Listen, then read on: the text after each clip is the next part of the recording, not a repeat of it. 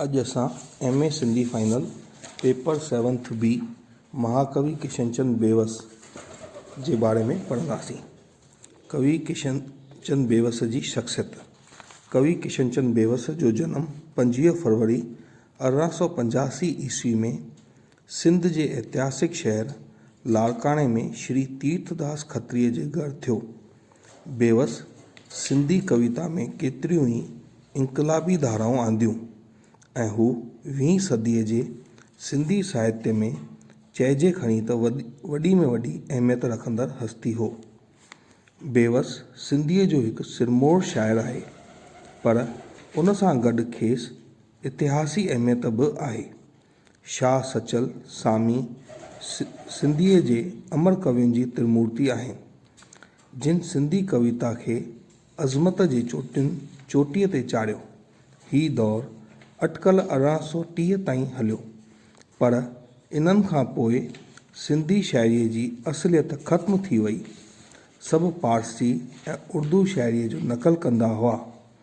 सिंधी शाइरनि जा मौज़ूअ हूंदा हुआ गुल ऐं बुलबुल या शमा परवाने जे नाज़ आशिकी, मैखाना, शराब ऐं साकी, महबूब जा गिल, चप, अखियूं, कमर, नाज़ नखरा, आशिक ऐं माशूक जा ज़ुल्म, आशिक जो मौत, जनाज़ा क़ब्रूं वग़ैरह। अदब जे आसमान में चौधारी अंधकार छायल हो।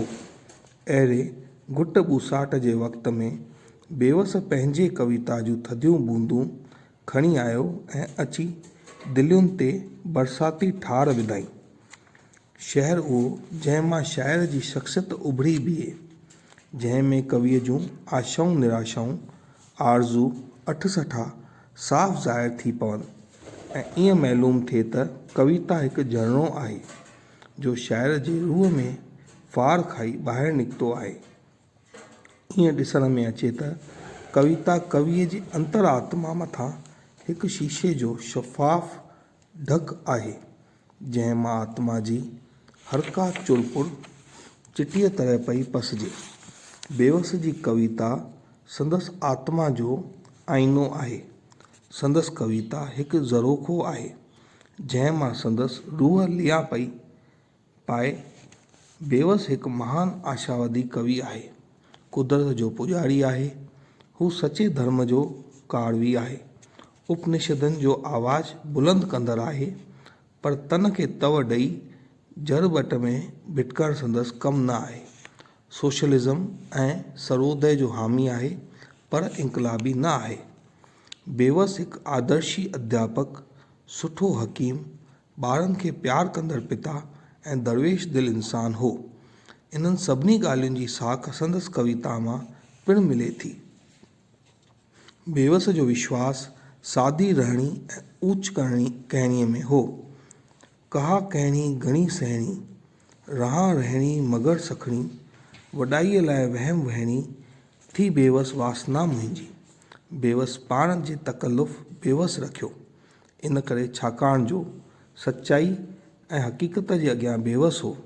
न त हू असुलु वॾे वस वारो हो, निमाणो ऐं निहठो हो। दुनियावी दावनि पेचनि में बेवसी महसूस करे पाण खे बेवस रहे।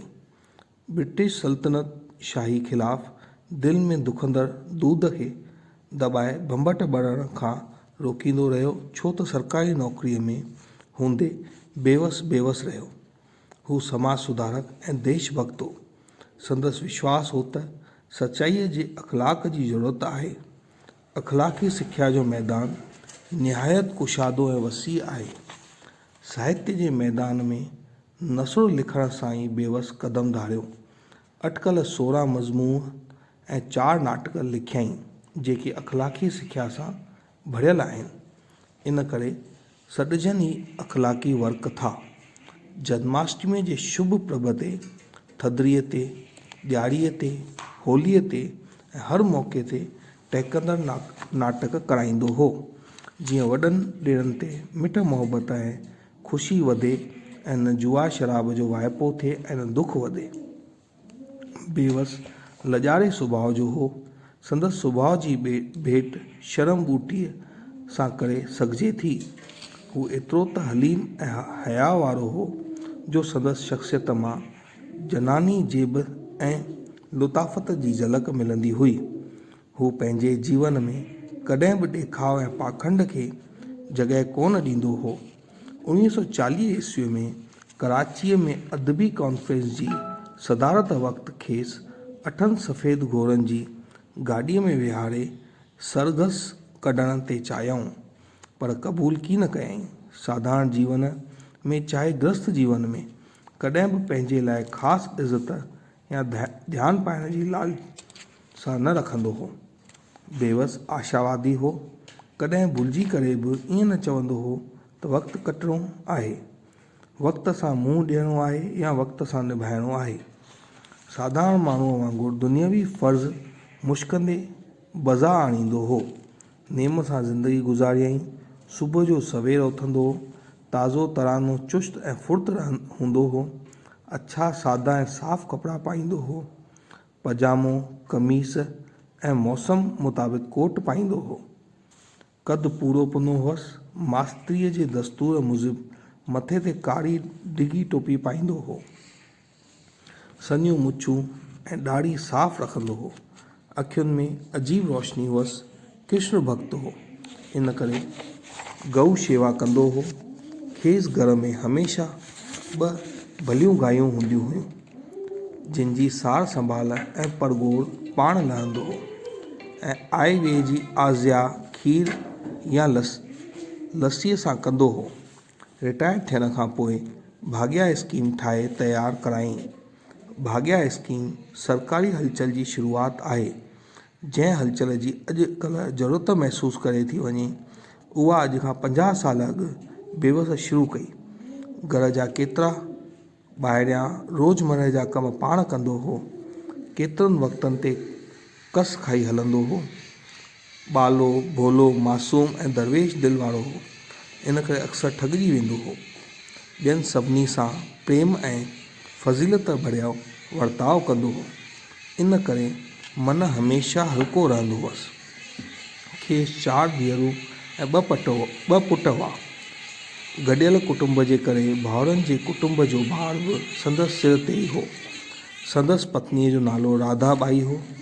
वॾे कुटुंब जे करे पैसे जी सोर रहंदी हुअसि, पर तौकली हो। औलाद ॾांहुं आदर्शी पिता जा सभु फ़र्ज़ पालियईं। घर में ॿार खेसि काका करे सॾींदा हुआ। उन्हनि खे असीम प्यारु ॾिनई।